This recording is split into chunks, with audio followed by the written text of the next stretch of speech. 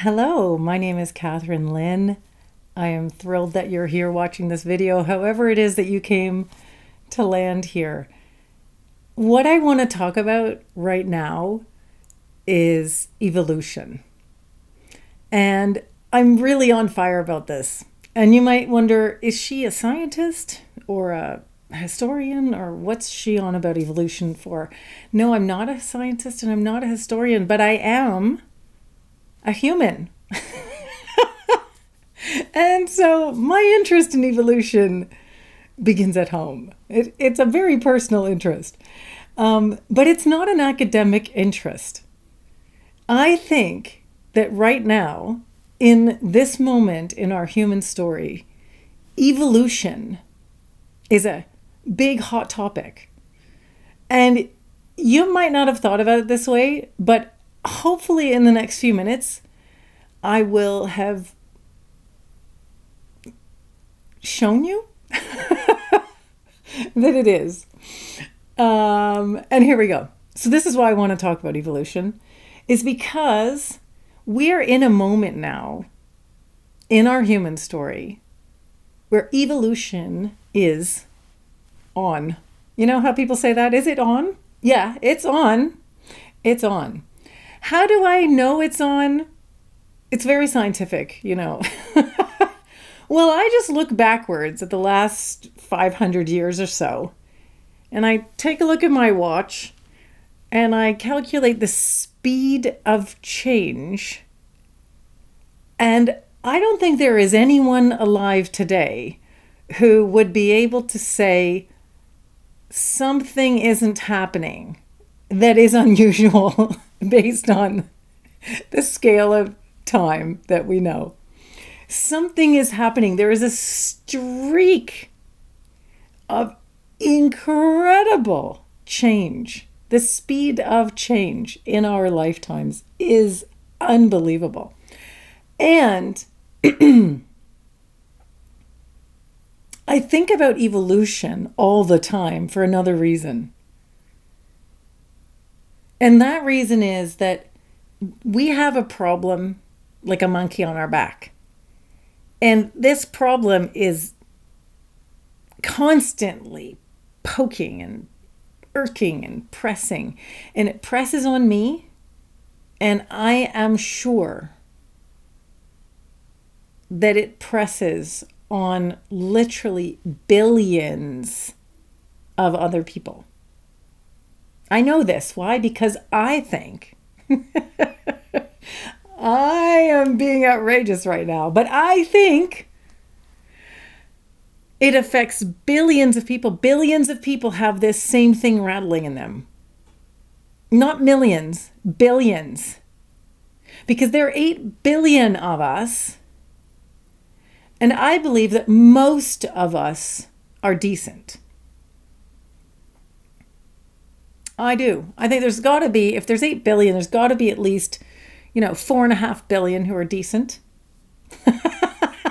And those billions of us, the decent ones, the ones who care, the ones who feel,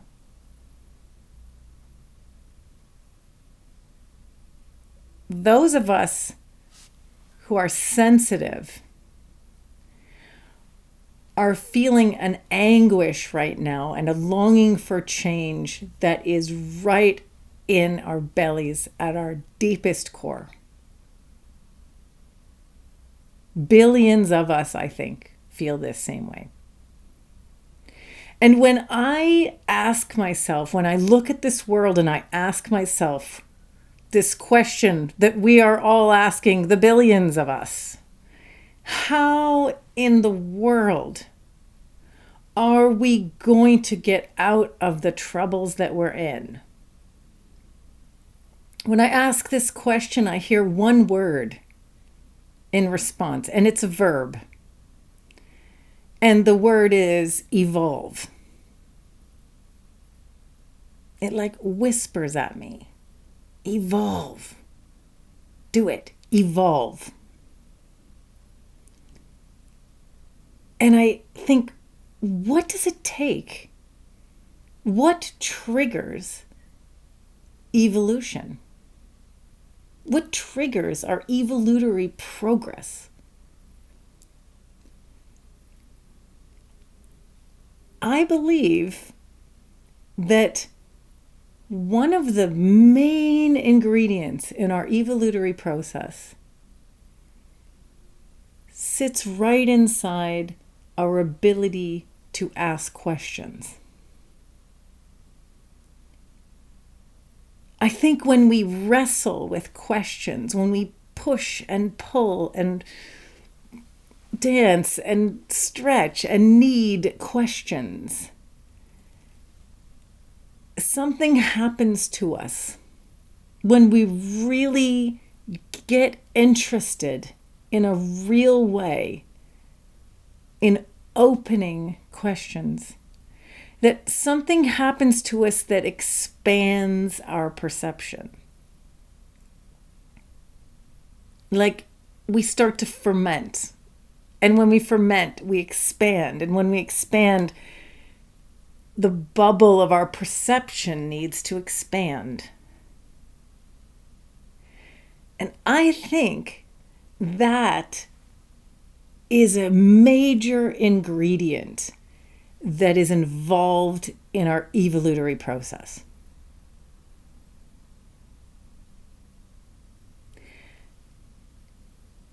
And I think we have a kind of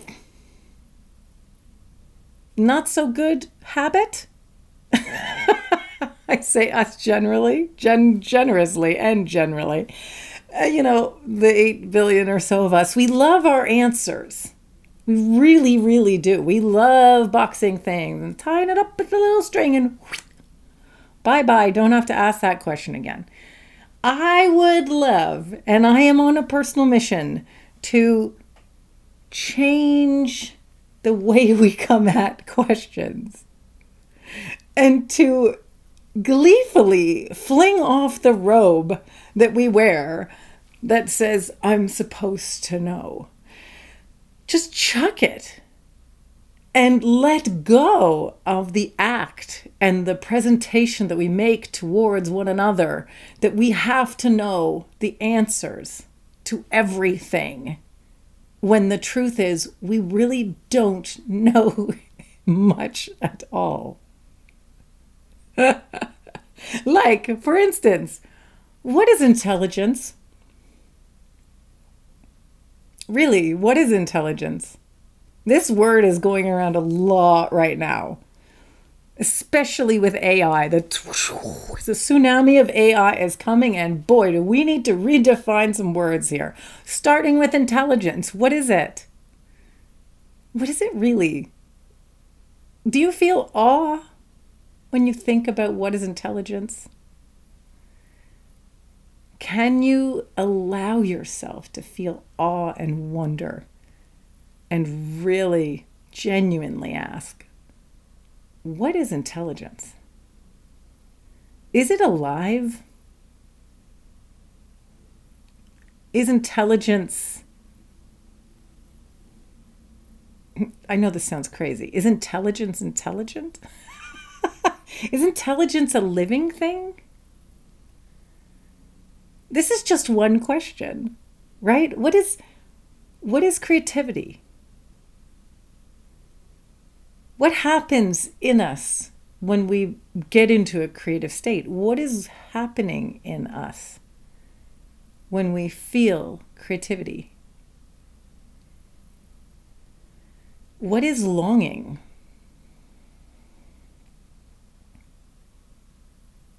Why do so many of us in the pit of our stomach long for change? What is calling us?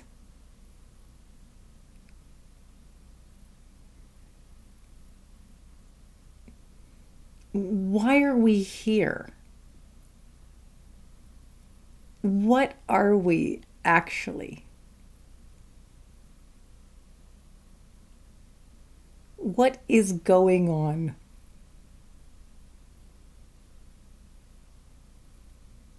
Is it possible that we aren't alone?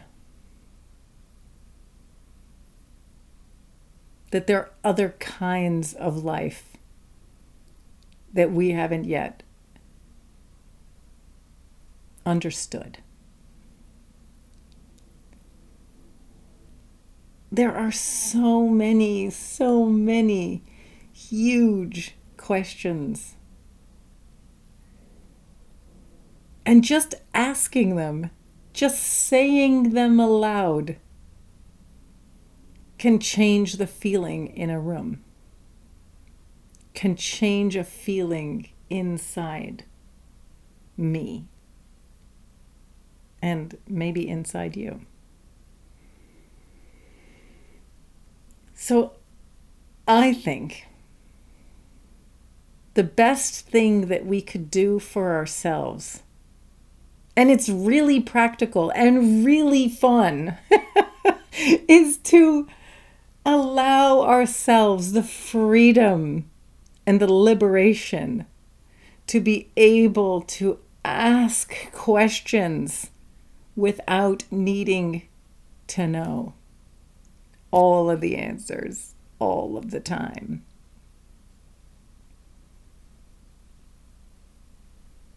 I think that in doing that, we begin a fermentation process in ourselves that is actually connected to the living vine that allows and promotes and encourages and sparks our human evolution.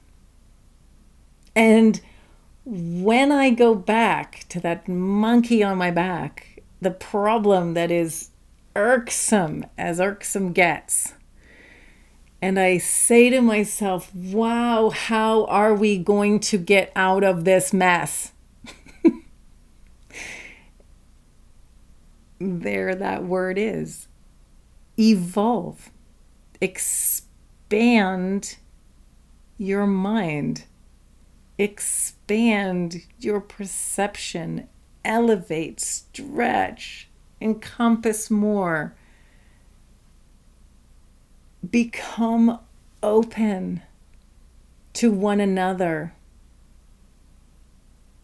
to the possibility of growth. Lay down yesterday's answers, yesterday's assumptions, yesterday's attitudes, yesterday's ways.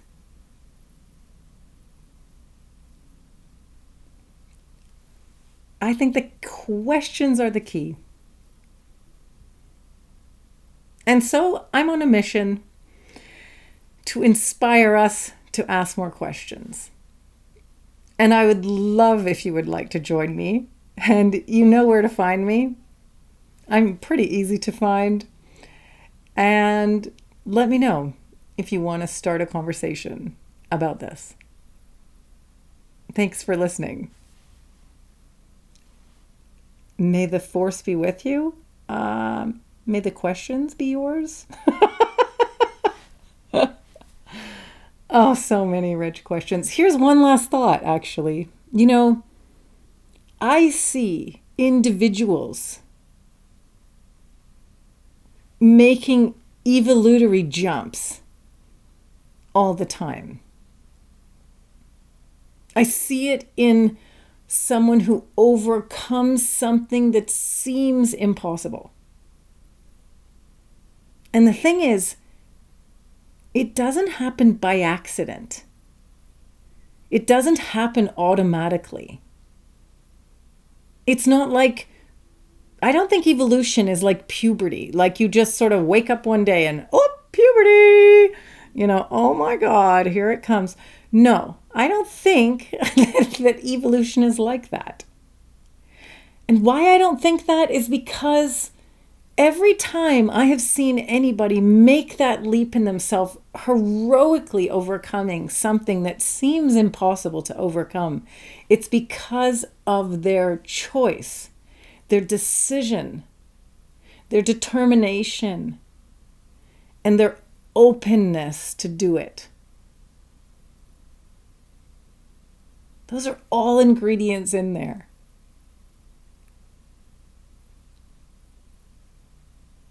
So the best way to get open, I think, is to ask the questions and to not stop asking them.